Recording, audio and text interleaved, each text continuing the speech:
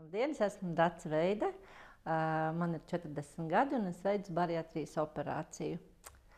Sākotnējais svars man bija 104 kg.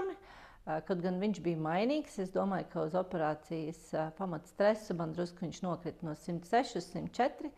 Un šobrīd mans svars ir 81 kg. Esmu veikusi operāciju šī gada 9. janvārī. Un doma par operāciju pienāca īstenībā ļoti ātri un ārstu mudināta, jo esmu vēl jauna sieviete un gribējās, protams, lai tas svars būtu smuks un atbilst arī veselības stāvoklim, par cik ļoti daudz diagnozes blakus efekti bija miega apnoja, slēptais cukura diabēts, bija holesterīna ļoti uz augšu, kas bija.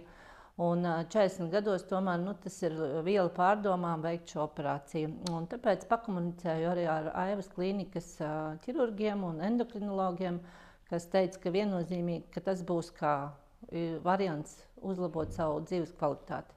Un mirkli nedomāju, jo apkārt ļoti daudz draudzenes jau bija veikušas Aiva klīnikā operāciju, tāpēc tas ir kā laikam mans iedrošinājums, uz ko es gāju. Un esmu ļoti priecīga par izdarīto izvēli, jo tā ir jaunas dzīves sākums.